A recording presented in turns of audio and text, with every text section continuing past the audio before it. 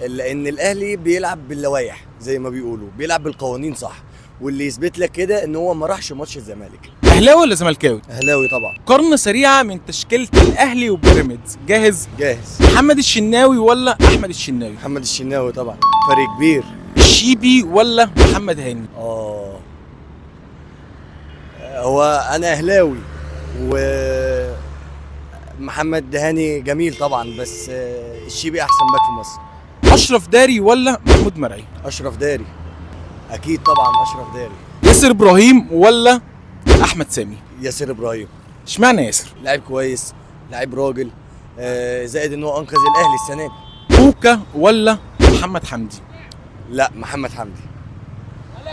محمد حمدي طبعا. مروان عطية ولا بلاتي توريه؟ يا راجل، هي دي فيها كلام؟ مروان عطيه طبعا. وليد الكارتي ولا عمرو السولية؟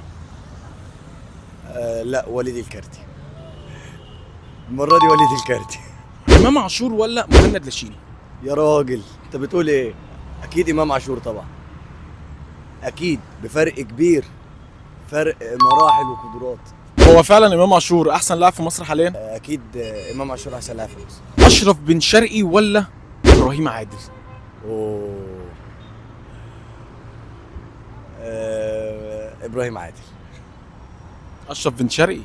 اشرف بن شرقي، بس اشرف بن شرقي لسه ما تاقلمش زي ما بيقولوا لسه، بس لا، ابراهيم عادل طبعا. مصطفى فتحي ولا طاهر محمد طاهر؟ اوه. لا، طاهر محمد طاهر.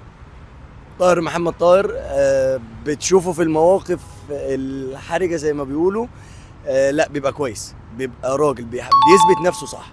بيستون مايلي ولا وسام ابو علي؟ وسام ابو علي. وسام ابو علي، من قبل ما تجاوب السؤال، وسام ابو علي. شايف ان الاهلي كان يستحق الدوري السنه دي فعلا ولا بيراميدز الاحق؟ لا، الاهلي، لان الاهلي بيلعب باللوائح زي ما بيقولوا، بيلعب بالقوانين صح، واللي يثبت لك كده ان هو ما راحش ماتش الزمالك.